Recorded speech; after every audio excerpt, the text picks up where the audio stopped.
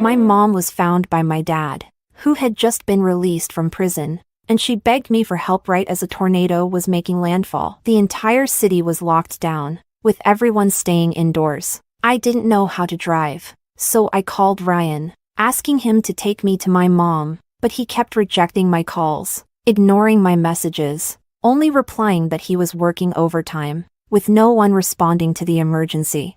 I listened helplessly over the phone as my mom's cries faded into silence. That night, clutching my pregnant belly, I walked 2 hours on foot, only to find my mother's cold, lifeless body. The next day, Ryan finally returned my call, his tone impatient. "Jessica, why did you call me a dozen times? I was working overtime." I heard the faint sound of a girl laughing in the background, and my voice trembled as I asked, "Ryan, you promised that my mom would be your mom too, and that you'd take care of both of us." There was a brief pause on the other end of the line before Ryan coldly replied, "Jessica, are you a parasite?"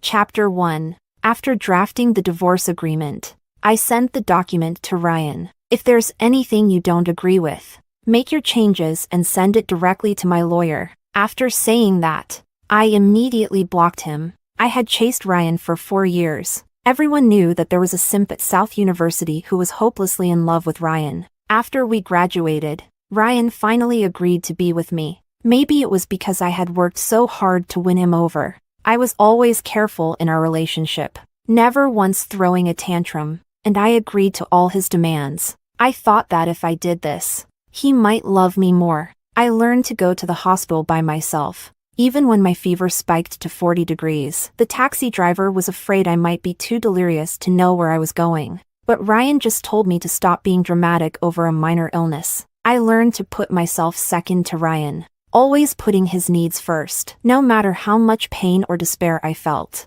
I prioritized his emotions, never daring to burden him with my negative feelings. I thought that this would make him cherish me, especially since he once held me close and promised to take care of me and my mom. But in the end, he called me a parasite, saying I didn't even qualify as a simp. After my dad murdered someone and disappeared, I called the police and had my mom's body cremated, starting to make arrangements for her funeral. It wasn't until the tall, strong woman who had always protected me was reduced to a small urn of ashes in my hands that I realized I had truly lost my mother. After settling my mom's affairs, the police called, saying they had narrowed down the search area but needed more time to capture him and asked me to be patient. After hanging up, I stayed at the cemetery for a long time. By the time I left, it was already dark. I didn't go back to Ryan's place but returned to my mom's home instead. I had already cleaned up the place. Everything felt just as it had when she was alive. As soon as I stepped inside, the doorbell rang. It was Ryan, and Elena was with him. "Jessica, I didn't know you'd learn to play the block and delete game." He stopped short when he saw my swollen eyes. "Is your mom okay? Is she home?"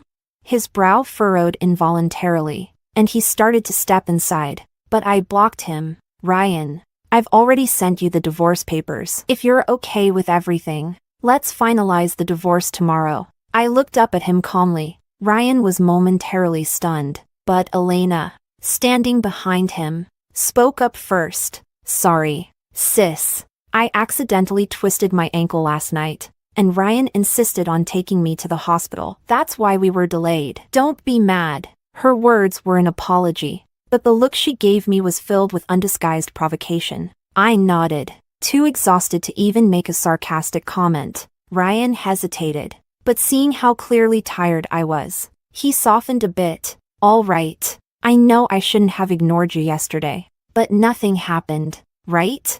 Your mom went out to buy groceries, didn't she? Look, no man would really hurt his wife, especially not one who's been reformed in prison." I hadn't intended to argue with him, but when I heard those words, my whole body stiffened. I turned to him in disbelief, my eyes full of disappointment. "Ryan, do you remember what you said when you married me? You said my dad was a worthless, abusive man who deserved to be in prison. You promised you would take care of my mom and me. You've done nothing for 3 years, and now you dare to stand on that monster's side and speak for him?" Chapter 2. For the first time, I, who usually kept my emotions in check, Curse it out loud. Ryan frowned in displeasure but, seeing that I was on the brink of a breakdown, swallowed the words he had been about to say. Elena, however, jumped in, indignantly. Sis, how can you say that? He's your biological father. No matter how bad he is, you should learn to be grateful. Ryan, how do you put up with her? Just hearing this makes my skin crawl. It's so disgusting. Ryan remained silent, and the anger that had been boiling within me began to cool. Forget it. There's no point in talking to people like this. I raised my hand to close the door, but Ryan blocked it. He pressed firmly against the door frame, looking at me with growing impatience. Jessica, enough with the drama. Come home. I don't have time to argue over pointless things. No time to argue with me. No time to help save my mom, but plenty of time to take Elena to the hospital for a twisted ankle. I didn't say a word, but I continued to try to close the door. Seeing that I wasn't responding, Ryan's expression turned cold. What do you want? I've already apologized. Since when did you become so unreasonable? Fine. I'll have bodyguards posted 24/7 to protect your mom, to monitor your dad. Will that make you happy? I couldn't help but laugh. I looked up at him and spoke calmly. Ryan, I'm exhausted. I'm not being unreasonable. We're over. We've been over since last night. Ryan saw that I was serious, and as his hand loosened, I shut the door, ignoring the relentless knocking. I locked the door and went to my mom's room. The bedroom door wasn't fully closed, so I could still hear Ryan outside. I heard him calling his assistant, instructing them to hire bodyguards to monitor my dad and to watch over my mom. But Ryan, it's all too late now. Chapter 3. Ryan was always concerned about his image, so after I shut him out that day, he never contacted me again. I finally had some peace, but the divorce papers from Ryan still hadn't arrived. I asked my lawyer to draft the agreement and sent it to him. His assistant called me, sounding anxious. Madam, the boss threw a fit and tore up the divorce papers you sent him. Would you like to come and calm him down?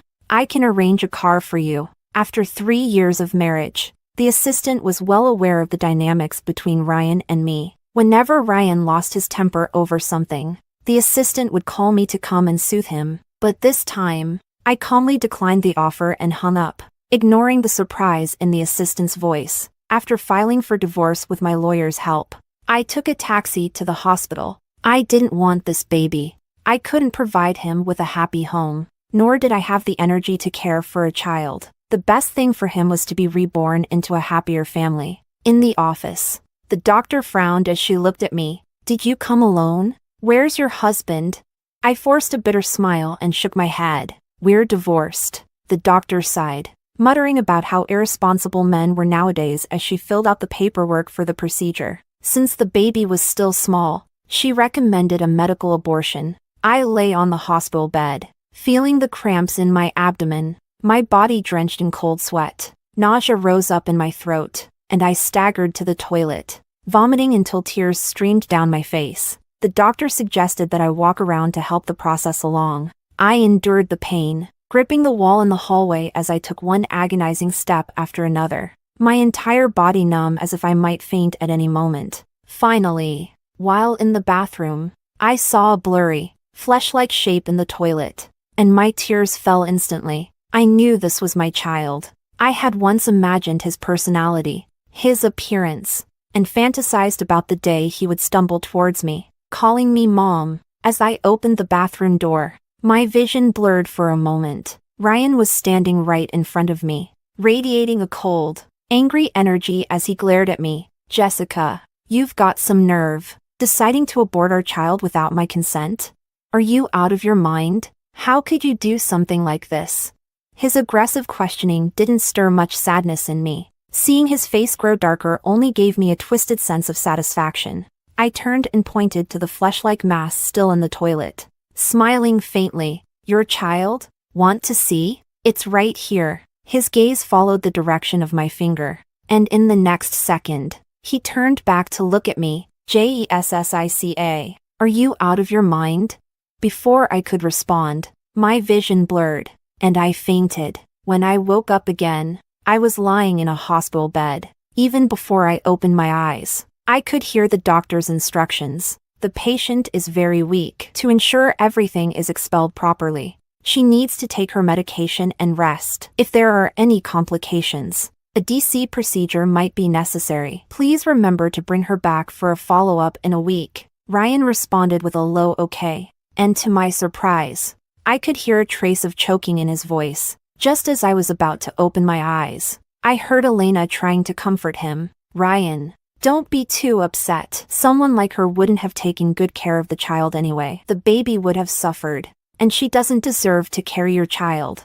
The next moment, there was a sharp sound of a slap. Shut up. My wife doesn't need you to say anything. I opened my eyes to see Ryan angrily scolding Elena, who was clutching her face in disbelief. Ryan, you actually hit me? I coughed lightly, interrupting their exchange. Ryan immediately turned to look at me, his expression a mix of worry and anger, torn between emotions. Jessie, why did you have to go to such extremes? Even if we have children in the future, you shouldn't have risked this child and your own health out of spite. Enough is enough, you know? I forced a weak smile and looked at him, shaking my head. My voice was hoarse and frail. Ryan, we won't be having any more children. Please, just let me go. Chapter 4. I first met Ryan in high school. During those early, formative years, my grades were excellent, always securing the top spot in our year, while Ryan was the one whose parents had paid to get him into the school despite being at the bottom of the class. We were from completely different worlds, yet the teacher decided to seat us together, under the guise of tutoring. In reality, it was Ryan who had asked the teacher to switch our seats. I later found out that he and his friends had made a bet whether a girl like me, who was only interested in studying, would ever fall in love. When I learned about it, I immediately distanced myself from him. No matter how nice he was to me, or what expensive gifts he tried to buy me, I remained unmoved. Ryan, however, seemed to take it seriously after a while and started studying hard, just to be able to discuss problems with me. Through others, I came to understand that love was supposed to be about mutual respect and caring for each other. That's when I realized that my father's abuse of my mother was wrong, and I even tried to persuade her to divorce him. After my constant urging and as my father's abuse grew more frequent, my mother finally filed for divorce. I still remember that day. The weather forecast predicted a storm, and school let us out early so we could get home before it hit. Ryan packed all his homework into his bag and insisted on coming over to my place to study. Even though I had turned him down countless times before, he still made the same request every day, thinking that it was still early and my father was probably out drinking. I agreed, but as soon as we got close to my house, I could sense something was off. From inside, I could hear faint crying and the sound of things breaking. Almost instinctively, I blocked the door and forced a casual smile. Not today. Maybe another time. Ryan didn't hear the commotion inside and looked puzzled. Why not? We're already here. Let's study for a bit before I leave. I shook my head and was about to say something when the door suddenly flew open from behind me. I fell backward, but Ryan quickly grabbed my hand and steadied me. The strong smell of alcohol and smoke hit me, making my hair stand on end. You little bitch. Don't you have any shame? You're already out here flirting with men at such a young age. Just like your mother. Huh? He yanked my ponytail, forcing me closer to him, and raised his hand to slap me. Instinctively, I bent over and covered my face, enduring the pain in my scalp as I shouted, "I didn't!" My mother stumbled out of the house, and through the gaps between my fingers, I could see her. Her face was covered in blood. Her eyes were bruised and swollen, and her clothes were torn and tattered. Limping, she rushed towards me. "Don't hit Jessie!" My father ignored her, and just as his hand was about to strike, Ryan kicked him. "Damn it!" Caught off guard, my father doubled over in pain, clutching his groin, his eyes glaring at Ryan with rage. "Who the hell are you? How I discipline my kid is none of your damn business." Ryan pulled me behind him, shielding me, and sneered at the man before us. "You call yourself a man? You think you deserve a family?" Ryan's words infuriated my father, and he lunged at him, ready to fight. But before anything could happen, the sound of police sirens filled the air, and my father was taken away. As he was let off, he spat at us, cursing that we'd regret it, swearing revenge, but he never came back. I later found out that Ryan had used his connections to dig up evidence of my father's crimes, and my father was sentenced to several years in prison. That day, Ryan cleaned up the wreckage of my home until it was spotless. Then he crouched down in front of me, his gaze sincere and serious. "Jessica, let's work hard and get into college together. I'll take care of you and your mom." That kind of man doesn't deserve to be called a husband or father. Just think of it as a dog bite, and don't let it keep you in the shadows forever. I wonder if Ryan still remembers the words that teenage boy once said. Chapter 5. Ryan's college entrance exam results were not ideal, but at least he got into a university. At that time, to be with Ryan, I believed in his promises and gave up my own future to attend the same university as him. But no one could have predicted that the Ryan who once passionately discussed our future and dreams with me would become a completely different person once we entered college. We didn't end up together as I had hoped. Instead, we grew further apart. He started avoiding me, rejecting my invitations, and didn't even want to see me. At that time, I simply thought he no longer liked me. But that was okay, I could still pursue him. And so began my 4 years as a simp. None of our college classmates knew about what happened in high school, so everyone assumed I was just hopelessly in love with Ryan. Ryan didn't explain, and neither did I. I thought that as long as the ending was good, the process didn't matter. At our college graduation, I confessed my feelings to him one last time. Ryan looked slightly annoyed but still took my flowers with a faint smile. "Jessica, I didn't expect you to be so persistent." "Fine, I'll give you a chance." We got married right after graduation, and now, here we are. It's not that there weren't moments of affection, they were just very few. Only when he was drunk and on top of me would I hear him say, "I love you." He said that as long as I was obedient and sensible, he would always love me. I took those words to heart, making them a part of who I am. In our 3 years of marriage, I never once resisted him. I followed his every word. But this time, I'm truly exhausted. I never expected that the words that once saved me would turn into the blade that wounded me so deeply. I have no energy left, and I no longer want to hold on. In truth, this relationship should have ended long ago, shouldn't it? Chapter 6. Because of my weakened state, I stayed in the hospital for a week. Ryan seemed genuinely remorseful this time. He ignored my requests for a divorce and devoted himself to taking care of me. Even when I refused to talk to him, he stayed by my bedside, talking nonstop. He talked about everything, from high school to college to where we were now. But in all his words, there wasn't a single apology. He still didn't believe he had done anything wrong. He just couldn't accept that I truly wanted to leave him and thought I was just throwing a tantrum. I said nothing, just focused on recovering my strength. On the day I was discharged, Ryan received a phone call and stepped out. Before he left, he reminded me to wait for him. He would come back soon to take me home. Given my fragile state, I agreed, but I waited from morning until nightfall. It wasn't until a nurse came to remind me that I could be discharged and gently hinted that I was occupying a bed that I finally packed my things and left the hospital.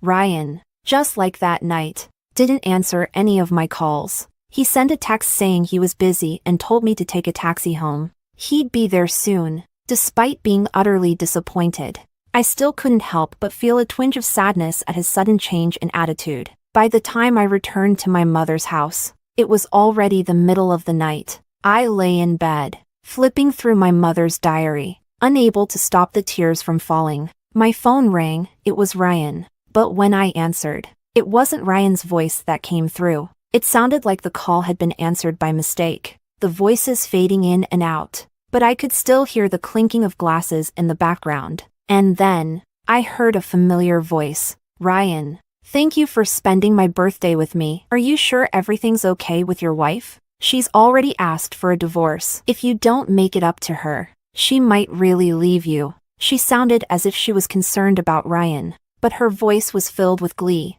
Ryan remained silent, not responding. I clutched my phone tightly and moved it away from my ear. Just before I hung up, I heard Ryan's reply. His voice was casual, completely different from the concerned tone he used in the hospital. She's not going to divorce me. She can't survive without me. Being by her bedside was just giving her an out. We've been married for 3 years, and she's never caused a fuss before. This time, she's making a big deal out of it just to get my attention. It'll blow over soon enough. It gets boring if she drags it out. I hung up and lay on the bed, staring at the ceiling as tears silently rolled down my cheeks. Yes, in everyone's eyes, I couldn't survive without Ryan. After all, since marrying him, I had distanced myself from my career and devoted all my energy to him. But a person's independence starts with their mind. Ryan, this time I really won't forgive you. Chapter 7. The police called while I was working at a convenience store.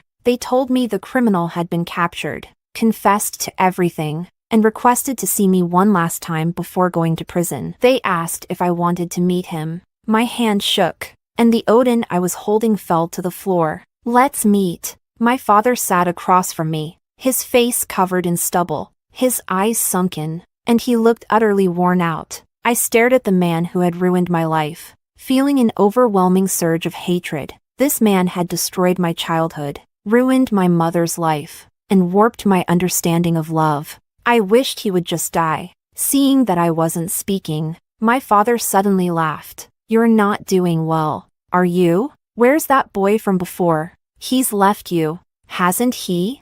You'll end up just like your mother. No matter what I did, she didn't dare to divorce me because she couldn't survive without me. As I listened to his harsh words, I found myself becoming strangely calm. So, Ryan and this man in front of me were the same kind of man, but I wouldn't give them the satisfaction. I shook my head, my voice calm and cold. I came here to tell you that you're a beast, unworthy of being called human. You destroyed my childhood, but I won't let anyone like you ruin the rest of my life. As for your remaining years, spend them in prison. Don't die, dear father, or you won't get to see how well your hated daughter lives. Without waiting for his curses, I turned and walked away without looking back. I could feel his gaze burning into me as I left. But what did that matter?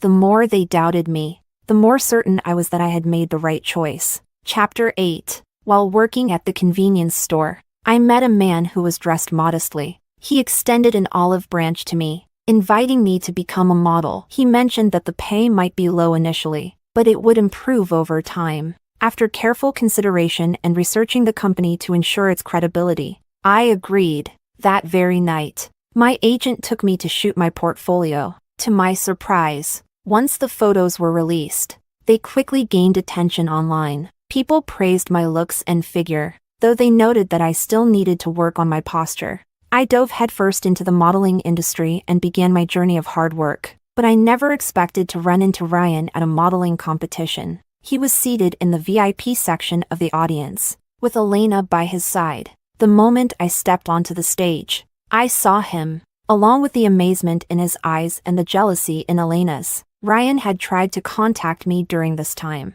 scoffing when he found out I was working at a convenience store. He was convinced that I wouldn't last long and would come crawling back to him, leaving me to struggle on my own. But he never imagined I would transform into someone he didn't recognize. In fact, I had done modeling work on the side during school, but Ryan never knew. I won the competition, and soon enough, I was trending all over social media. As I headed backstage to change, I found Ryan leaning against the dressing room door, waiting for me. Didn't expect you to have this much potential. Want me to help you out?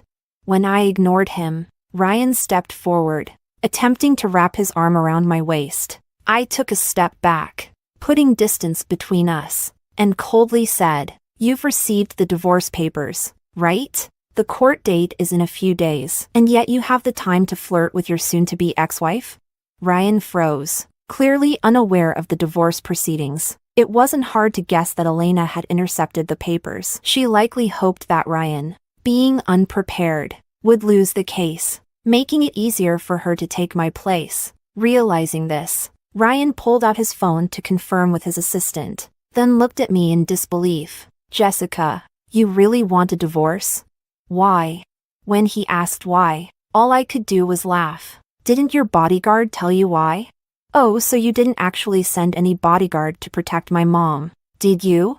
Seeing him avoid my gaze, I was more certain of my suspicions. I nodded, speaking in a calm tone as if I were simply recounting what I had for lunch today. My mom died that night when you took Elena to the hospital instead of coming for me. She was beaten to death by my dad, the same man you said was reformed after his time in prison. He froze, seemingly unable to comprehend how things had escalated to this point. He stammered, "No, Jesse, that night, it wasn't." Listening to his incoherent words, I just felt irritated. I waved my hand dismissively. "Enough. Let's just end this. If you don't want a court battle, go home and sign the divorce papers. Let's part on good terms." After speaking, I had no interest in changing my clothes and was about to leave with my things, but I unexpectedly ran into Elena, who had been eavesdropping outside the door. "Sister, I didn't expect you to become a model so quickly. Whose bed did you climb into to rise so fast?"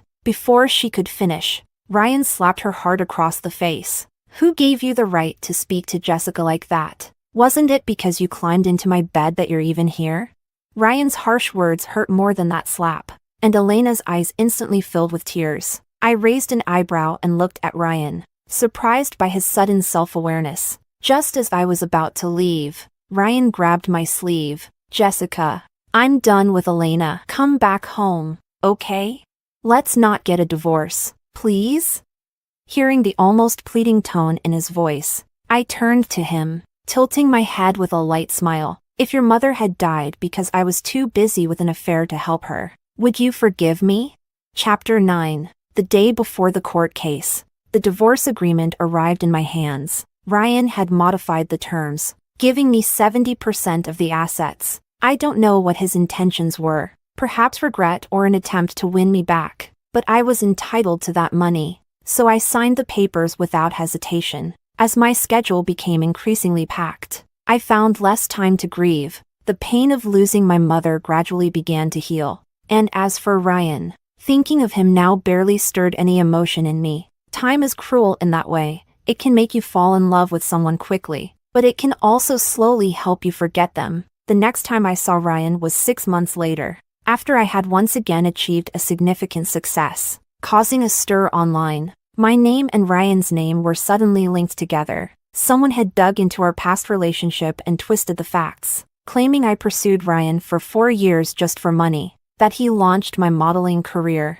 only to be discarded by me afterward. They even exposed my miscarriage, posting a photo of me lying on a hospital bed with my eyes closed. The only people who knew about my miscarriage were Ryan and Elena. On that day, reporters gathered outside my hotel, waiting for me to come out. I was informed ahead of time by my manager, so I stayed hidden in my room, not daring to step outside. The company advised me to remain silent, and I agreed. Sitting in the hotel room, I watched as the scandal gained momentum online, with comments piling up, some even calling for my career to be ruined. I didn't understand, before being a model, I'm a person. Isn't having a miscarriage perfectly normal?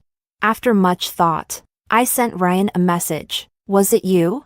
Within a minute, Ryan called me back. He sounded both frustrated and angry. "Jessica, how could you think that of me? Why would I want to ruin your reputation? You used to trust me. You know I only want what's best for you." Listening to his anxious tone, I felt surprisingly calm. "But Ryan, as you said, that was in the past. 7 years ago. You've changed since then, and I was just asking, not accusing you." Ryan fell silent, and after a while, he sighed. "I'll take care of it. Don't worry." After hanging up, Ryan's statement became the #1 trending topic that very night. Ryan had set up a social media account and posted his first content. "I'm the Ryan trending online." There's a mix of truth and lies being spread. But first of all, it's true that Jessica and I were married. The real reason for our separation is that I cheated on her, and she was utterly disappointed in me. She had an abortion and then filed for divorce.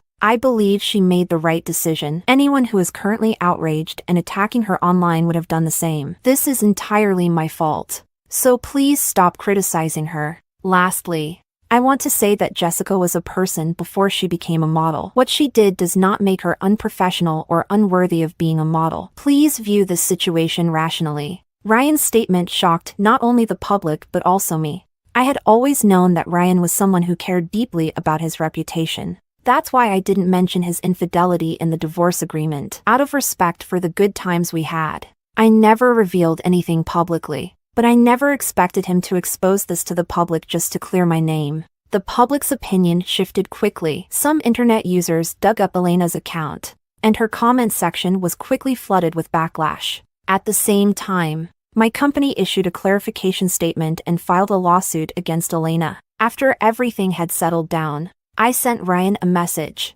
"Thank you." He replied quickly. It was the least I could do. And, "I'm sorry." Chapter 10. After that drama, my popularity actually increased, and several high-end brands specifically chose me as their spokesperson. My career soared, and through it, I found the meaning of life. With the money I earned through my hard work, I improved my quality of life and donated a large portion to women's organizations and children in rural areas. I wanted every woman suffering from domestic violence to know that only they can save themselves. They should never rely on a man. At the same time, I hoped that children in rural areas could break free from the mountains and not spend their entire lives there. Just like how I once lived at the bottom of a well, never seeing the sky. Having been through the rain, I wanted to hold an umbrella for others. Time flew by, and 3 years passed in the blink of an eye. During these 3 years, I visited the prison once a year. I kept my word from back then.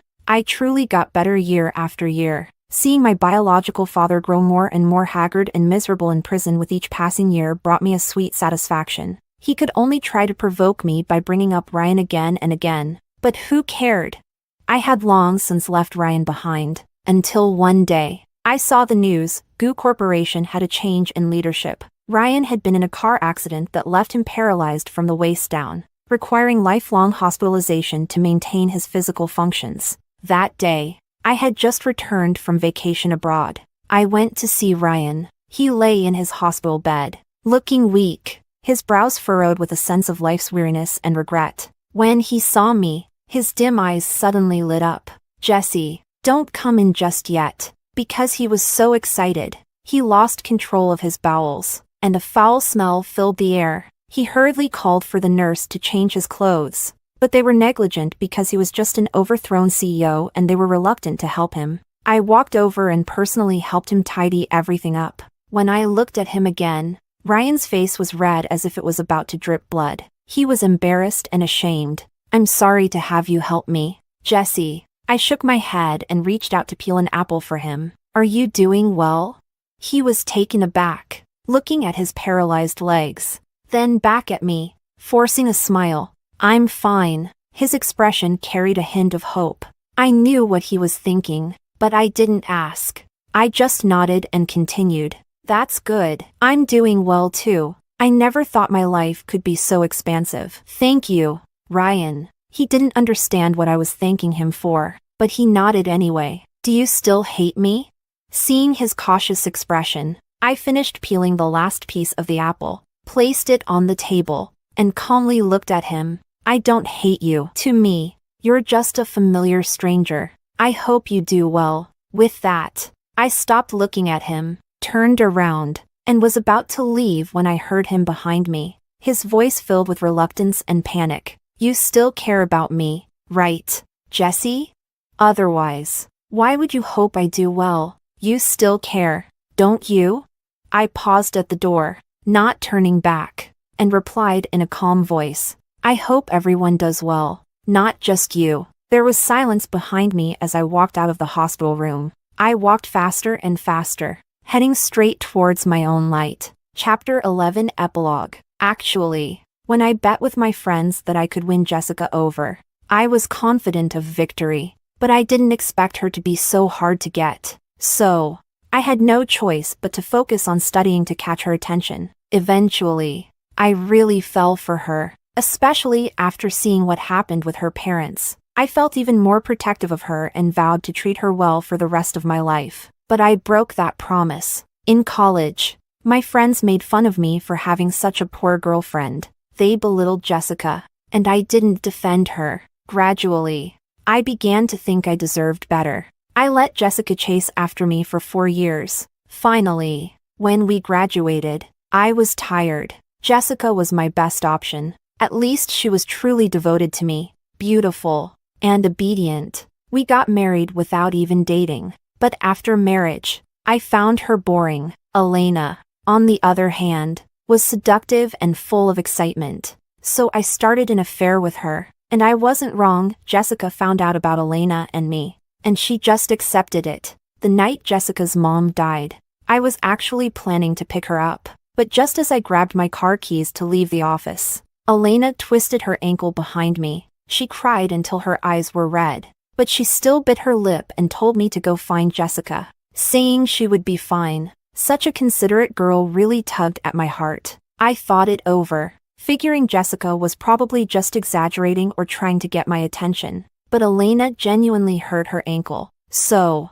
I took her to the hospital and stayed with her all night. But unexpectedly, Jessica wanted a divorce because of that. At first, I thought she was just throwing a tantrum, and I found it amusing. She hadn't shown any temper in 3 years of marriage. I patiently tried to appease her for a few days, but I didn't expect her to be so unreasonable. No matter, I thought, let her throw her tantrum. Once she's done, she'll come back to me. When I saw her again, it was because Elena insisted I accompany her to a fashion show, and I saw Jessica there. Leaving me didn't make her miserable like I thought it would. Instead, she was vibrant, free, and radiant. She was different from the Jessica I remembered. For the first time, I realized my mistake, but it was too late to fix anything. We divorced, and I completely cut ties with Elena. I never expected that Elena would want to ruin Jessica's reputation. And Jessica no longer trusts me like she used to. She actually thought it was me. Loving someone at the highest level means unconditional trust.